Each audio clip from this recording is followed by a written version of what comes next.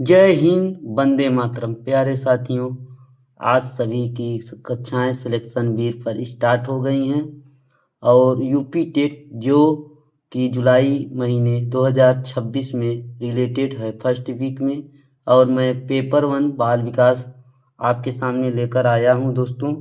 और आप लोग चैनल पे नए हैं तो चैनल को लाइक शेयर सब्सक्राइब और प्यार ज़रूर दीजिए। देखिए, पहला आपका पेपर 1 बाल विकास क्या है। पहला नंबर, ऑप्शन नंबर 1, निम्न कक्षाओं में शिक्षण की खेल विधि आधारित है। आपके सामने 4 ऑप्शन है, 4 ऑप्शन में से बताइए। आपका पहला ऑप्शन शारीरिक शिक्षा कार्यक्रमों के सिद्धांत पर, ऑप्शन नंबर बी शिक्षण की विधियों के सिद्धांत पर, ऑप्शन नंबर सी विकास एवं वृद्धि के मनोवैज्ञानिक सिद्धांत पर, ऑप्शन नंबर सी विकास एवं वृद्धि के मनोवैज्ञानिक सिद्धांत पर, ऑप्शन नंबर डी शिक्षण के सामाजिक सिद्धांतों पर। आपके सामने ये 4 ऑप्शन मैंने पढ़े हैं। चारों ऑप्शन में से आप कमेंट करके बताइए कौन सा ऑप्शन नंबर सही होगा। ये रहा आपके सामने ऑप्शन नंबर सी। कौन सा? Option number C. अब अगला देखिए, डिसलेक्सिया है आपके सामने। ये ऑप्शन डिसलेक्सिया संबंधित है। आपके सामने ऑप्शन नंबर ए मानसिक विकार से, ऑप्शन नंबर बी गणितीय विकार से, ऑप्शन नंबर सी पठन विकार से, ऑप्शन नंबर डी व्यवहारिक विकार से। आपके सामने 4 ऑप्शन है, 4 ऑप्शन में से बताइए आपके सामने कौन सा ऑप्शन सही होगा। ये रहा आपके सामने डिसलेक्सिया, डिसलेशन लेसे पार्ट। ये आपके सामने ये रहा डी ऑप्शन आपके सामने। मैं फिर से बता दे रहा हूँ दोस्तों, आपके सामने ये डी ऑप्शन पठन विकार। अगला देखिए,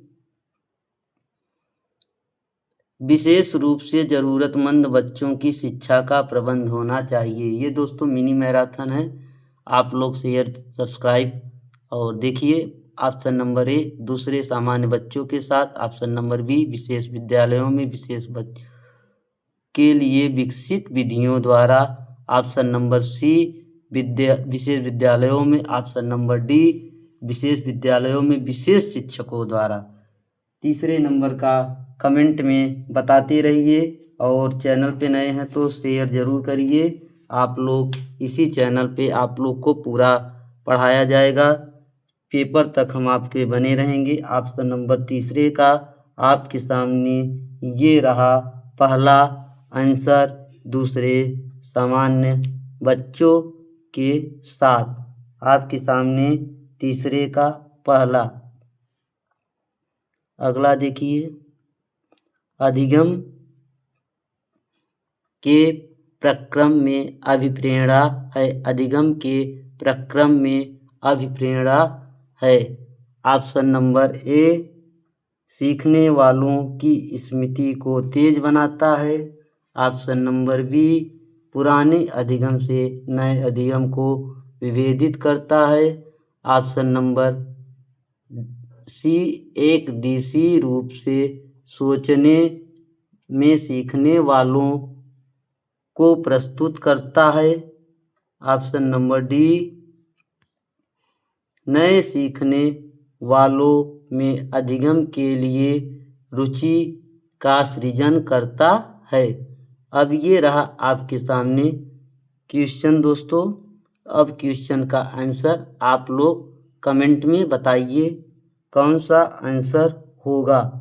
चौथे नंबर का चौथा ही सही हो जाएगा। ये देखिए, चौथे का चौथा ही सही हो जाएगा।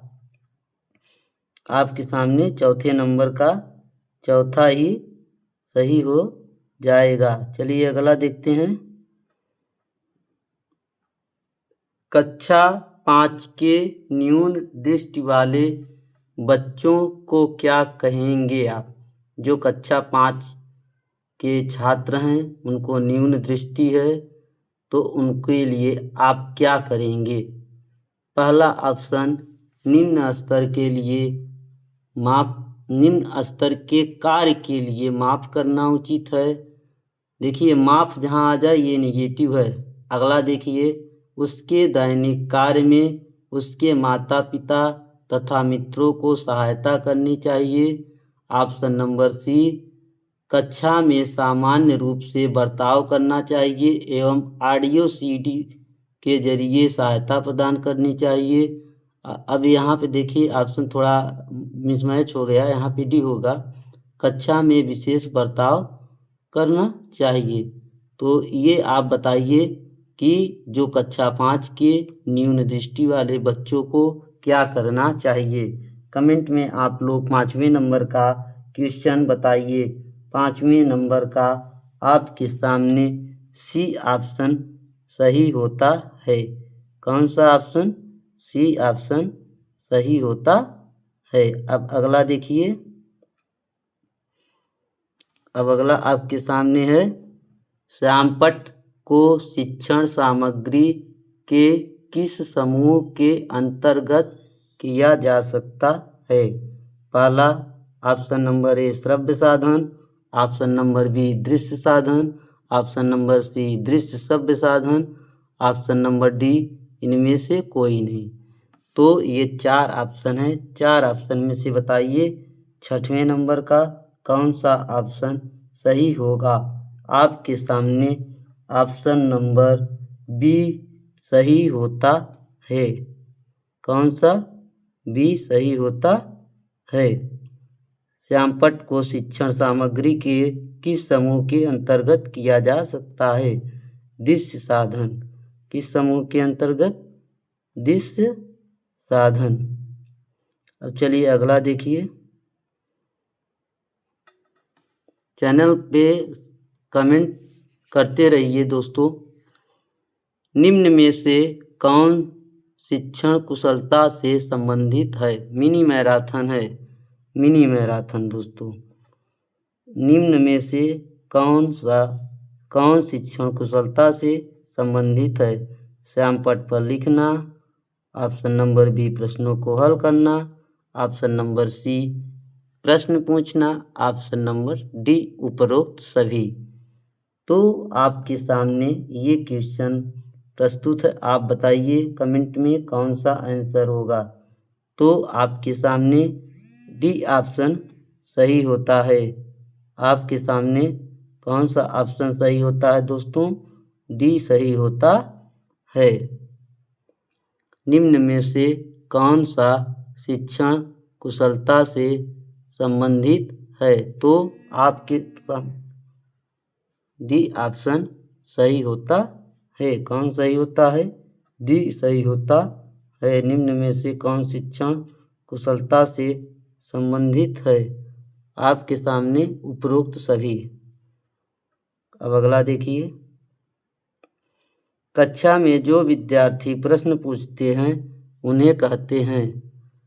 ऑप्शन नंबर ए कक्षा के बाद शिक्षक से मिलने की सलाह दी जाए, ऑप्शन नंबर बी कक्षा चर्चा में भाग लेने के लिए प्रोत्साहित किया जाना चाहिए, ऑप्शन नंबर सी लगातार प्रश्न पूछने के लिए प्रोत्साहित करने चाहिए, ऑप्शन नंबर डी स्वतंत्र रूप से उत्तर ढूंढने के लिए प्रोत्साहित करना चाहिए। अब आपके सामने 4 ऑप्शन हैं। आप लोग कमेंट में बताते रहिए कौन सा ऑप्शन सही है। चलिए मैं आपको बता रहा हूँ, लगातार प्रश्न पूछने के लिए प्रोत्साहित करना चाहिए। मोस्ट इम्पॉर्टेंट क्वेश्चन है। अगला देखिए, ये भी आपके सामने वेरी इम्पॉर्टेंट क्वेश्चन है। शिक्षा की किंडरगार्टन पद्धति का प्रतिपादन किया किसने किया। तो आपके सामने 4 ऑप्शन है। पहला ऑप्शन टीपीनन ने, दूसरा ऑप्शन स्पेंसर ने, तीसरा ऑप्शन फ्रावेल ने, चौथा ऑप्शन मॉन्टेसरी ने। तो आपके सामने फ्रावेल, शिक्षा की किंडरगार्टन पद्धति का प्रतिपादन किया फ्रावेल। अब अगला देखिए, एक अभिभावक आपसे विद्यालय में मिलने के लिए कभी नहीं आता तो आप क्या करेंगे। बच्चे की उपेक्षा करेंगे, अभिभावक को लिखेंगे, आप स्वयं उनसे मिलने जाएंगे, बच्चों को दंड देना शुरू करेंगे। तो आपके सामने 4 ऑप्शन हैं। 4 ऑप्शन में से आपका सी ऑप्शन सही हो जाएगा।